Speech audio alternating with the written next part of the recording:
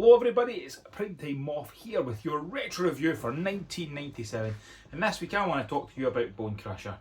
I always think when I pick this toy up, I think of a joke my grandfather used to tell. What's the difference between a buffalo and a bison?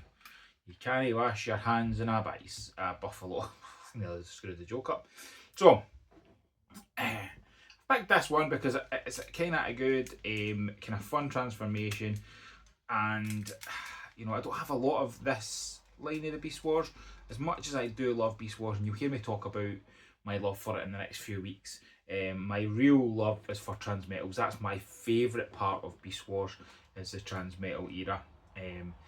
But I'm going to let you in a little secret. So we've already recorded a Transmetal episode before doing this retro review, and I realised something doing this that I haven't even considered in over 20 years, because this fella I got was transformed and then has never really been back out on display. Most of my original Beast Wars stuff hasn't. The basics ones have, and your Optimus and Megatron have, but these kind of standard ones haven't. I'll get to that in a minute.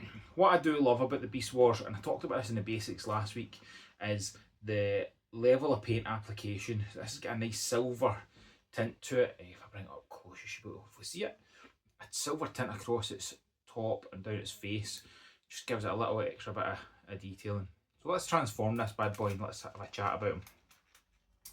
So this is the point where I'm preparing for this, when I reminded myself of the transformation, and you don't really, most of these you don't need to pick up a book and go and look at. You're just kind of going, what is it, how does it feel, what does it move like? And it was the same with this, but when I was doing it, I realised something that I genuinely, as I say, hadn't thought about. And actually, when you listen to next week's main episode where we talk about Transmetals, you'll hear me talk about something that I thought was, genuinely I thought was a Transmetals thing, and turned out it wasn't.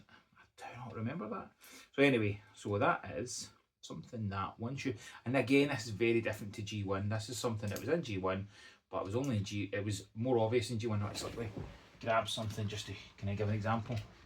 So, what I want to talk about is the fact that we start to see rub signs appear back in, and this is in his chest, hidden away, same as the Transmetals, and I talk about it on the episode with Cheetor. They're kind of hidden away, they're not obvious, they're not like a G1 where it's more right on there, right easy to see, easy to spot. These are hidden away, almost like we are a Transformer, we're not going to tell you what we are, and we're not going to tell you our allegiance.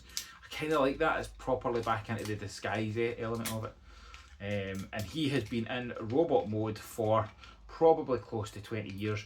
So when you look at him, you're not seeing that rub signs. I totally forgot about that. So I have to say that was a really fun revelation when I was preparing for this episode that I had genuinely forgot about. And that's, you know, the fun of this umpteen weeks of doing this, and the future is learning stuff about Transformers.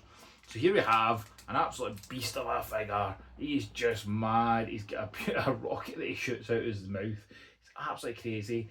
You get proper ball joints, great posability. Again, you can see mine's just faded a wee bit with the years, but that's okay. But a great fun toy. I do have to say, as much as, you know, this isn't my favourite part of the Beast Wars, they're good. I think the basics, Wave 1, the basics were pound for pound some of the best toys ever created in Transformers, genuinely, for how posable they are, for the paint articulation. I talked about it in Pterosaur. Paint articulation is outstanding. Paint application is outstanding. I don't think we see that even to the level of kind of modern mini masterpieces. So for mainline, I think that's amazing. But again, these just classes. These toys are just so much fun. I picked up a couple of the kind of ones I hadn't picked up during the recent reissues, so I'm happy to have expanded my original Beast Wars stuff. But Bonecrusher, a great pick, and a really fun toy, and picking him back up, having that revelation of the rub sign has absolutely cheered me up today at an absolute peak. I'm so happy that I picked this toy and grabbed it out of the box to transform and had that revelation again. So, one highly recommended. Thanks very much for watching. See you next week.